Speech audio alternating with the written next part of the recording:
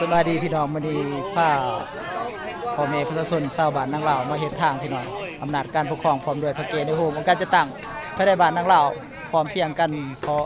ทุกทั่วหน้าเนาะองค์การจะตั้งภายในบ้านทุกคนเนาะ2 3กดเรียบร้อยแล้วอำนาจการปกครองเพิ่นเด้อพร้อมด้วยพ่อแม่ประชาชนเพราะว่าเฮามาสนับสนุนการเฮ็ดทางมื้อนี้เนาะเพราะว่าอำนาจการปกครองเพิ่นแล้วก็ห้องตะเซงเพิ่นเฮ็ดทางบ้านแล้วก็ยังแหละบอกมีน้ำแข็งแล้วก็มีน้ำเป๊ปซี่มีหลายอย่างอยู่เนาะน้ำกินน้ำหลายอย่างอยู่ให้ครับแล้วก็พ่อแม่พี่น้องประชาชนชาวบ้านทั้งหลายที่ว่าเดินทางเนาะขอบใจน้องละลายดีแห้งดีแล้วจะได้คิกได้ผลชื่อรถละเอาบัดกดไปย่างแล้วกำลังมอบพี่น้องเนาะมอบของมอบสิ่งของการปกครองทับเกในโฮมการจะตั้งภายในบ้านพี่น้องเนาะกำลัง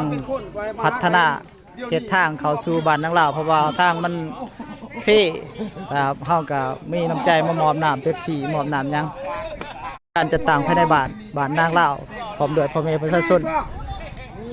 กำลังสู่สุนเฮ็ดทางเนาะปรับปรุงถนนหนทาง